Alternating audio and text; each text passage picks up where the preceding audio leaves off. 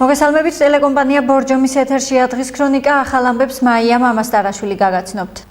საქართველოში 9 აპრილის დაღუპული გმირები დღეს კიდევ ერთხელ გაიხსენეს. 1989 წლის ტრაგედიიდან 25 წელი გავიდა.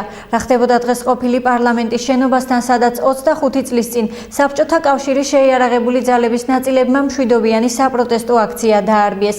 ნახეთ რეგიონულ მაუწყებელთა ასოციაციის მიერ მომზადებული სიუჟეტი. ყოფილი პარლამენტის შენობის წინ ტრაგედიის ადგილას ტრადიციულად ხალხმრავლობაა. აქ 9 აპრილს დაღუპულთა პატივსაცემად მოდიან, მათ შორის ბევრი თავად აქციის მონაწილეებიც არიან. დღეს დაიღუპნენ ის ადამიანები, რომლებსაც სურდათ საქართველოს ყოფილიყო დამოუკიდებელი და შესწირეს თავი ამ ძვირფას ცნებას და ძვირფას თვისებას. თამრიკო ჭოველიძე ჩემ თვალწინ მოკლეს. რუსებმა გვდევდნენ გვდიეს კინოთეატრამდე. დღემდეც არ ვიცით რა გაზია გამოყენებული, რა არის მომწამლელი გაზია გამოყენებული. რუსთაველის გამზირდა 9 აპრილის მემორიალი ყვავილებით შეემკო პრეზიდენტმაც. ჩვენ ერთდროულად ზეიმობთ და გლოვობთ იმ ღვაწლს და იმ თავგანწირვას, რომელიც ჩვენმა თაობამაც, უფროსმა თაობამაც აი აქ გასწია ძალიან მაღალი იდეალისთვის, ქვეყნის დამოუკიდებლობისთვის და თავისუფლებისთვის. 9 აპრილს დაღუპულთა სახელს ენერგები დარგეს მინისტრებმა. მთავრობის წევრები ამბობენ, რომ საქართველოში მუდამ ემახსოვრებათ ის გმირები, რომლებიც ქვეყნის დამოუკიდებლობას შეეწირნენ. 9 აპრილით იწყება საქართველოს უახლესი ისტორია და ამაში ორი აზრი არსებობს. თქვენ ახალგაზრდები ხართ და ამას უფრო უყურებთ, ამას აღიქვავთ როგორც ისტორიული მოვლენას და ჩვენთვის ჩვენ თაობისაც ვთქვა, ეს უშუალო მოვლენა იყო, ამით დაიწყო ჩემი პირ და ჩემი თაობის უშუალო ჩართვა საზოგადოებრივ ცხოვრებაში. მიხსენებთ იმ გმირებს, ძირითადად ქალბატონებს და პატარა გოგონებს, რომლებმაც თავი შესწირეს სამშობლოს, მის დამოუკიდებლობას და ამ მხრივ სასიხარულოა ის, რომ ქართველი არასოდეს თავის მიწას, თავის დამოუკიდებლობას, სუვერენიტეტს არ დაუთმობს არავის. რა იცის ახალგაზრდა თაობამ 9 აპრილზე? გამოკითხვის შედეგები სახარბიელო არ აღმოჩნდა. გადატრიალება მოხდა, რევოლუციის მაგვარი.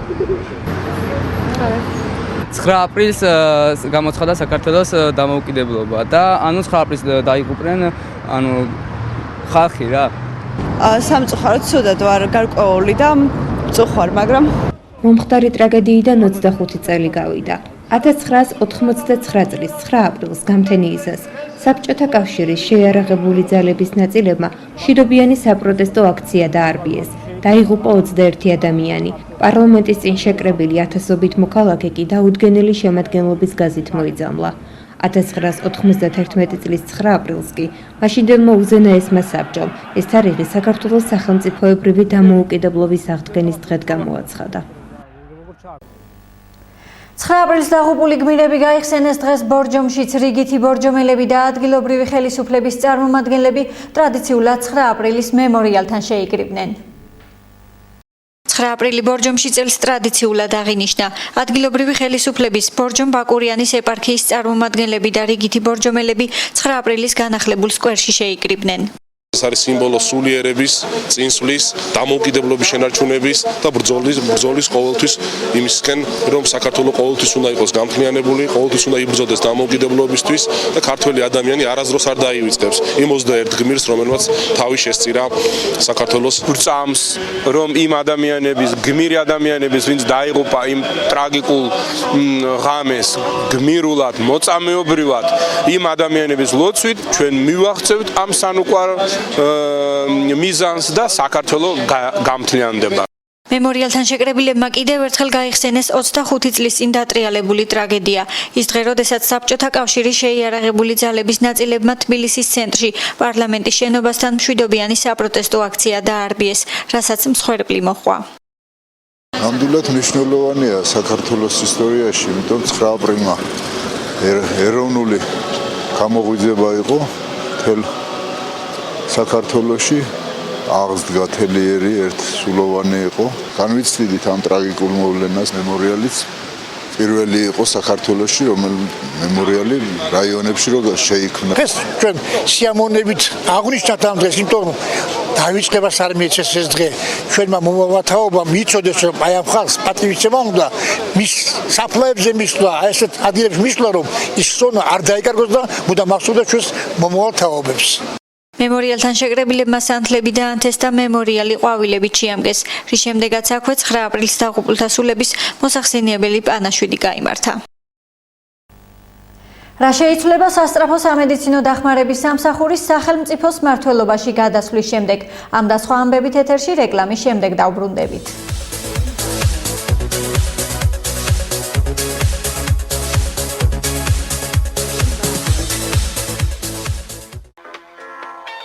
საგაზაფხულო აქცია მხოლოდ ბორჯომის ელიტ ელექტრონიკში. შეიძინეთ ფასდაკლებით ბოშის სარეცხის მანქანა 599 ლარად. მაცივრები 375 ლარად. ლეპტოპები 699 ლარიდან. ციფრული ფოტოაპარატები 129 ლარად. ელიტ ელექტრონიკში თანამედროვე ბრენდების საოჯახო ტექნიკის მრავალფეროვანი არჩევანია. გაზქურები, LED ტელევიზორები, ტვერსასრუტები, ციფრული ფოტოაპარატები, პლანშეტები. შეიძინეთ ელიტ ელექტრონიკში და ისარგებლეთ უპროცენტო განვადებით.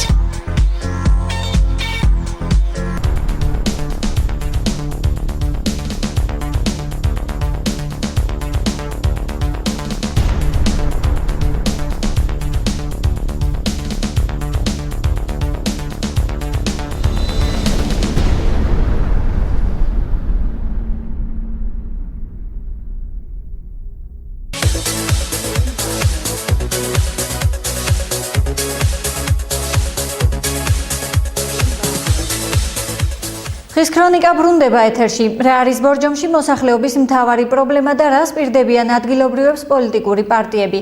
არჩევნებამდე 2 თვით ადრე ბორჯომში მოქმედ 4 პარტიას მიუმართეთ. ნახეთ ეკა ნოზაძის სიუჟეტი. წინასაარჩევნოდ ბორჯომში ყველაზე მთავარ პრობლემად უმუშევრობა რჩება. ჩვენს მიერ გამოკითხული ბორჯომელების დიდი ნაწილი პოლიტიკური პარტიებისგან სწორედ ამ საკითხის მოგვარებას ითხოვს.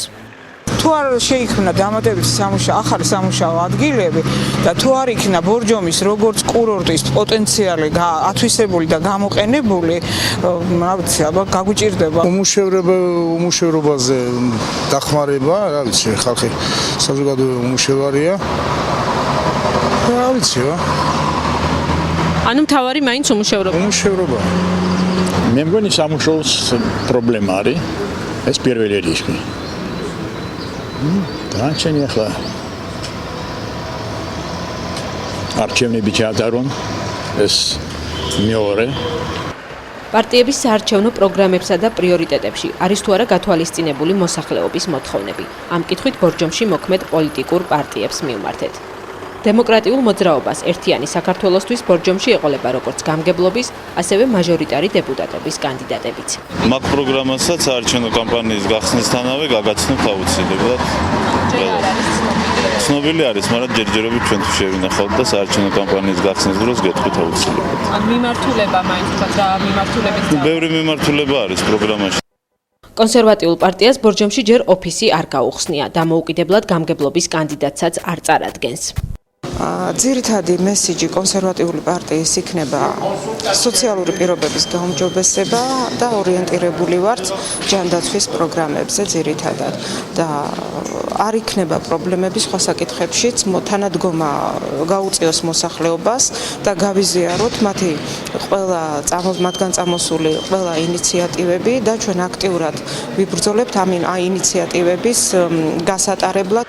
მიუხედავად იმისა, რომ არჩევნების თარიღი ჯერ ოფიციალურად არ დასახელებულა, ერთიანი ნაციონალური მოძრაობა ყველა კანდიდატზე უკვე შეთანხმდა. თავადი პრიორიტეტი ჩვენი პარტიის იქნება ის დაციყო დაარსების დღიდან, ეს არის აღმშენებლობა, ეს არის ქვეყნის წინსვლა, ეს იქნება ისევ აუცილებლად სოციალური პრობლემების გადაწყვეტა და ინფრასტრუქტურა. ბორჯომში მოქმედი პოლიტიკური პარტიებიდან მართველი პარტია ქართული ოცნება დემოკრატიული საქართველო ერთადერთია, რომელიც ჩვენთან კომენტარს არ აკეთებს. პარტიის თავმჯდომარე დიმიტრი ყიფიანი პარტიის გეგმებზე არ საუბრობს.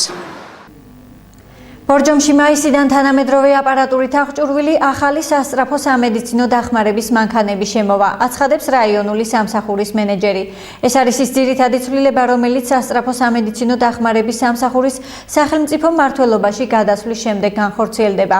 თუმცა მოქალაქეებს დაკავშირება ისევ 112-ზე შეეძლებათ.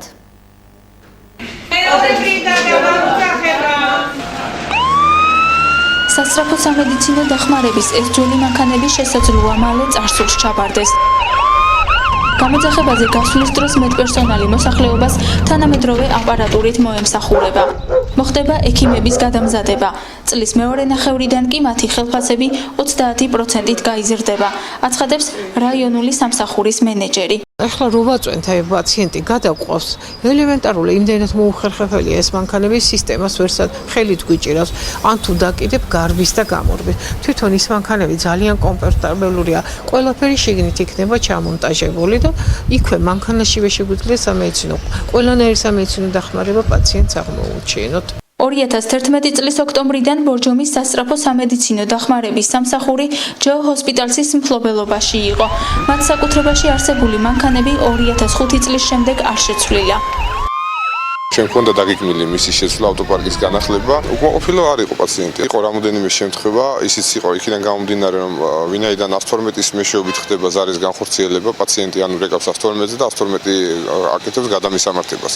და რა პერიოდსაც ის დაყოვნება მოითხოვდა ოპერატორთან დაკავშირება, მხოლოდ მაგ შემთხვევაში ხდებოდა დაყოვნება და შეფერხება იყო მხოლოდ და მხოლოდ ზამთრის პერიოდში, როდესაც ერთ-ერთი მანქანა Hyundai-ის მარკის ვერ ახერხებდა მაღალი გამავლობის არ იყო და ყველგან მაგრამ ქალაქის ტერიტორიაზე შეუძლებელად მოძრაობთ. ძველი სისტემის დროს სასწრაფო სამედიცინო დახმარების გამოძახებისას მოსახლეობის ნაწილი ლოდინით უკმაყოფილო იყო. შეიძლება სასწრაფოს დაგვიანება გამოიწვია კიდევ ჩემი მეუღლის გარდაცვალება. მთელი 45 წუთის დაგვიანებით მოვიდნენ გვიან. მე მაგალითად ვისურვებდი შეიძლება იმათი ბრალიც არ იყო, მაგრამ რა არის იცი, უნდა გაუმჯობესდეს იმათი ტექნიკა. ქალაქიდან მოშორებით რო ვართ, შეიძლება ცოტა აგვიანებდეს. აი ერთადერთი პრობლემაა და ამიტომ კარგი იქნება თუ დაამატებენ ბრიგადას. თუმცა არიან ისეთები, ვინც განსხვავებულად ფიქრობენ. გონი დროულად მიდიან, მოდიან და სხვა რა გითხრათ ახლა. აპარატურა და კი, ყველაფერი აქვს, ყველაფერი ნორმალურად აქვს. კი. მაგალითად მე გამოვიძახე და კმაყოფილი ვიყავი ყველანაირად. მაგალითად რაიონში ცხოვრობ და ჩიტახებში და რავი, როცა დავრეკეთ, დროულად მოდიდა. მე ხშირად გამომიძახია სასწრაფო და გამოძახებიდან მაქსიმუმ 5 წუთში ადგილზეა სასწრაფო. დაგეგმილ ცვლილებებთან ერთად ასევე მოსალოდნელია სასწრაფო სამედიცინო დახმარების შენობის ადგილმდებარეობის შეცვლა და ახალი ავტოპარკის მოწყობაც. ასეთი იყო დღევანდელი დღის ქრონიკა. გმადლობთ ყურადღებისთვის. მე კი გემშვიდობებით ნახვამდის.